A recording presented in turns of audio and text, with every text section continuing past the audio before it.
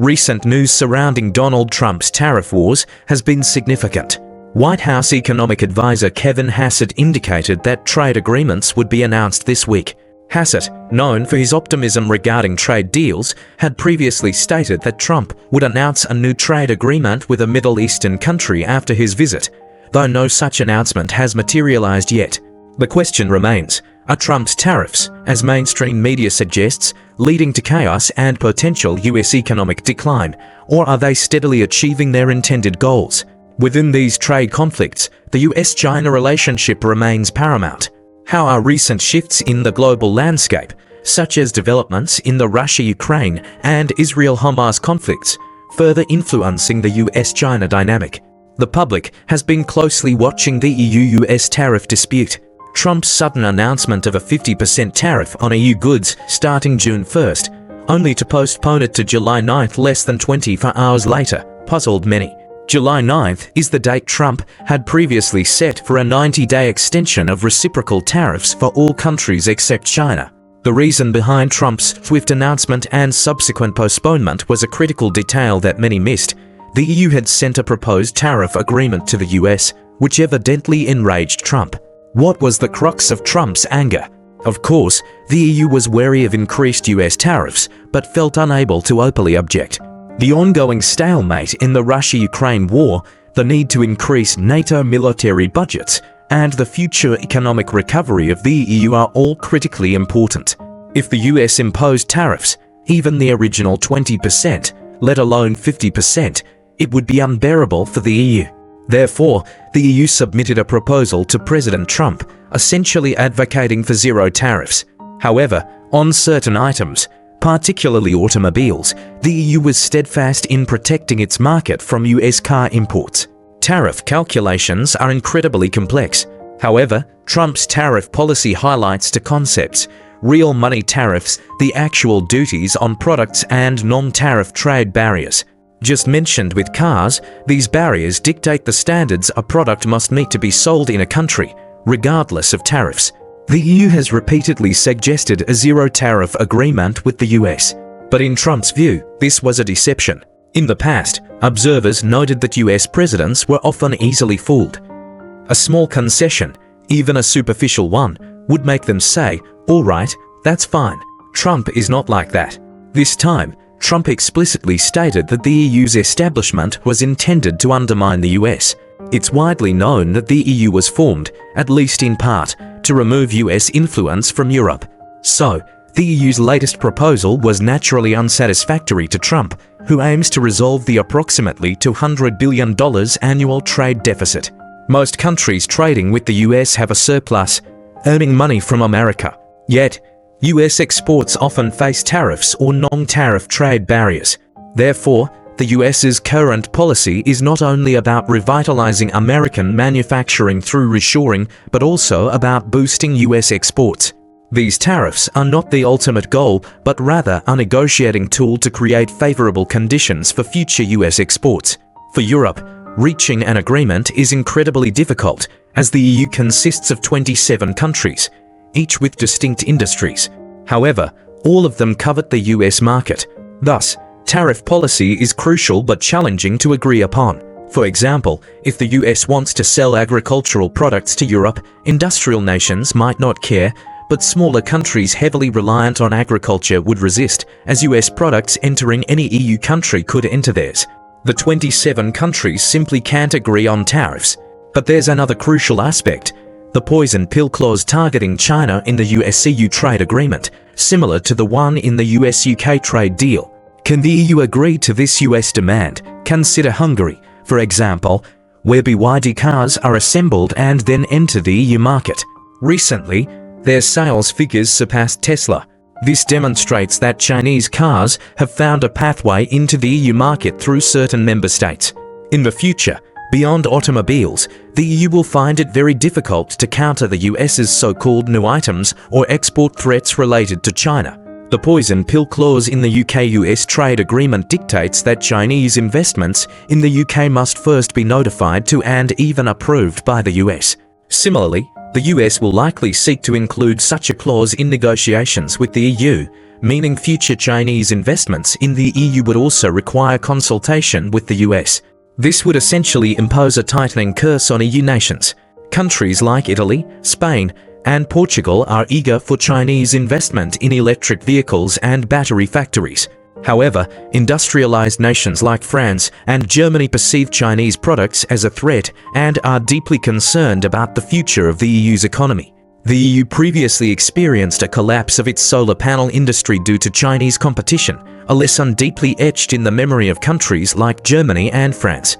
In this situation, can the EU agree to the US's poison pill clause targeting China in the agreement? Is this a political red line the EU cannot cross? Ultimately, whether this red line can be crossed depends on whether the EU and China, in their broader trade negotiations, will see China open its financial markets to Europe.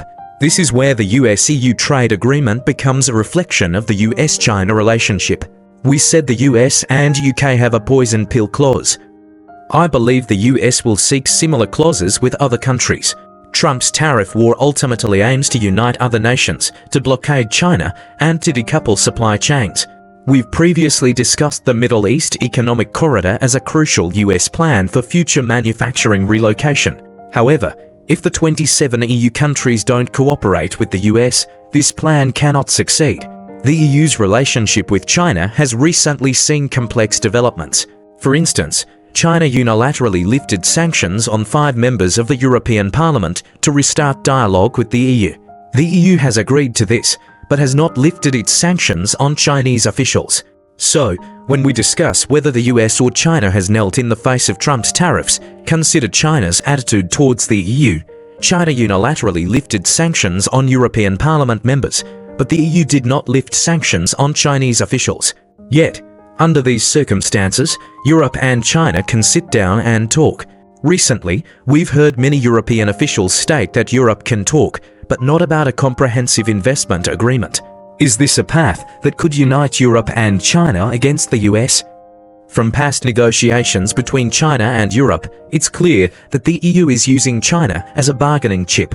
They hope that engaging in negotiations with China will lead to a compromise with the US, essentially a tactic to intimidate America. If China and Europe were to reach a trade agreement, it would be a devastating blow to the US, as the European market indeed has the potential to partially replace the American market. For China, abandoning the US market would necessitate finding a new market to compensate, and Europe's demand is quite similar to America's. While its economic strength is weaker, it has the capacity to absorb China's excess industrial products, which is certainly better than losing the US market without finding an alternative. Of course, for Europe, facing the US's aggressive tariff policy, the EU countries seem unwilling to bow down. However, circumstances are stronger than will. At this stage, after the pandemic, the US economy is uniquely strong.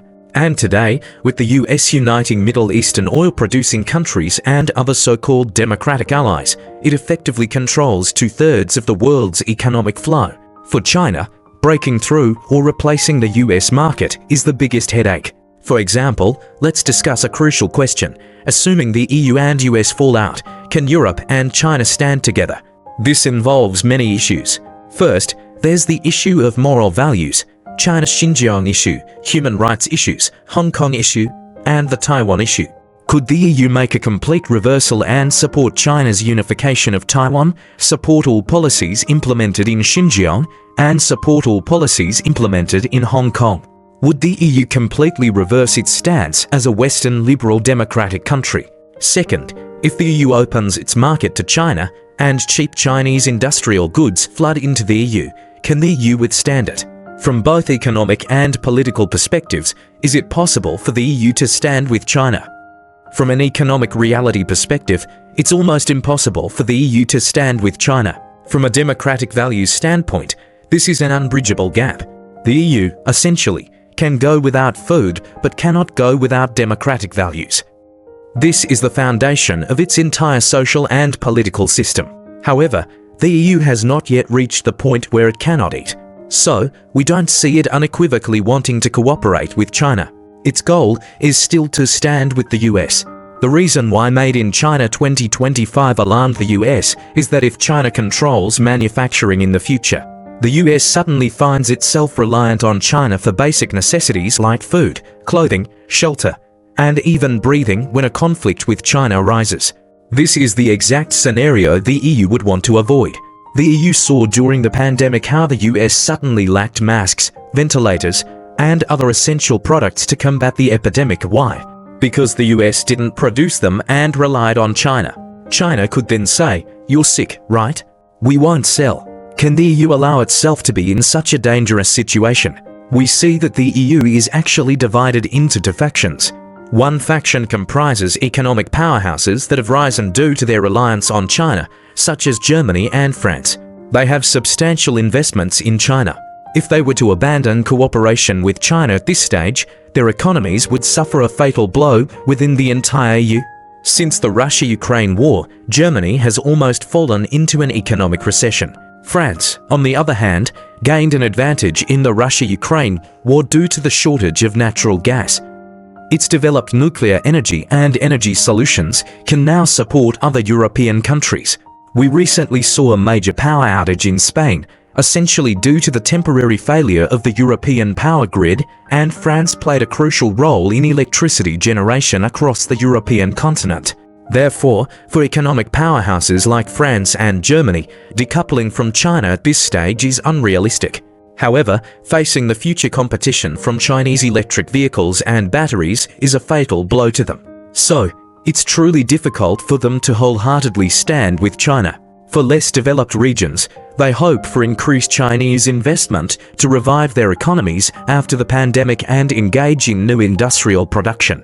These countries expect China to open its markets to their agricultural products. The US also wants China to open its markets. Everyone has similar expectations. However, who gets this market depends on who can reach an agreement with China first. In the past, China's market opening was not what we understand as legally and institutionally open. China opened its market to whoever was good to it. For example, China's financial sector is strictly controlled, but companies like Barclays can develop their business in a small segment of China's financial sector. Why? Because they often tell good China stories in the US. This is a reward, not a systemic opening.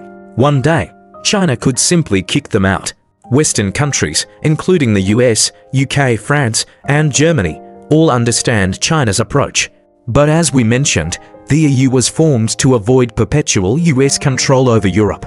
The goal was to build a stronger multilateral institution, ideally one where the US and China fought it out, leaving the EU to rise. This is, of course, a fantasy. But the problem is that the EU must now make a choice in the trade war, the US or China. We saw the EU submit a trade proposal to the US last week, which Trump angrily rejected, announcing 50% tariffs starting June 1st. Then, Ursula von der Leyen immediately called Trump, saying, "Big brother, please don't do that. We can talk." Von der Leyen publicly stated that a good agreement takes time, thus persuading Trump to stick to July 9th. Now Trump says, "Okay, the attitude is good, July 9th. But the problem, as we just discussed, is how to get 27 countries to agree, how to deal with the poison pill clause and China. I don't see the EU having a solution to this problem. What will happen next?" During von der Leyen's call with Trump, a message was conveyed. The EU has actually prepared two strategies. The one presented now is one option, but if Trump is not satisfied, they can immediately offer a second. The key is to avoid immediate conflict. The EU's trade representative explicitly stated that the second agreement includes non-tariff trade barriers, common economic security which relates to the poison pill clause, and joint responses to international situations. What does joint responses to international situations mean? It clearly points to the Russia-Ukraine war and the relationship between China and Russia. Is this also an insoluble knot for the EU? And if the US can act more in line with EU policy in the Russia-Ukraine war, the EU will also make concessions to the US. So, Trump has essentially made a direct demand to the EU. The EU must choose an investment destination between China and the US. If European companies invest in the US, even if their production hasn't started, products imported from Europe to the US can enjoy preferential low tariffs. This means the EU must decide now whether to choose China or the US for investment. The EU is also observing that during the US's recent national debt crisis, when there were doubts about the strength of the US dollar, the euro saw an opportunity to partially replace the dollar globally. EU countries also hope to leverage this opportunity to reach some agreement with China, where China chooses to use the euro as a trading currency for a portion of its foreign exchange transactions, thereby weakening the dollar's strength. This is also a benefit EU countries want to gain from this trade dispute. May I ask, what are the two possibilities for the EU's approach? Is one possibility that they genuinely want to stand with China, or at least undermine the US dollar's hegemony, a goal shared by not only the EU but also BRICS and global South nations, which constantly advocate for breaking free from dollar dominance? Is the EU doing this to truly break away from the dollar and inflict a significant blow, making the euro rise in international currency status? Or is it merely a bluff to intimidate Trump? We see that internationally and domestically, many are issuing severe warnings about Trump's tariffs, predicting economic recession, loss of dollar status, and problems with US debt.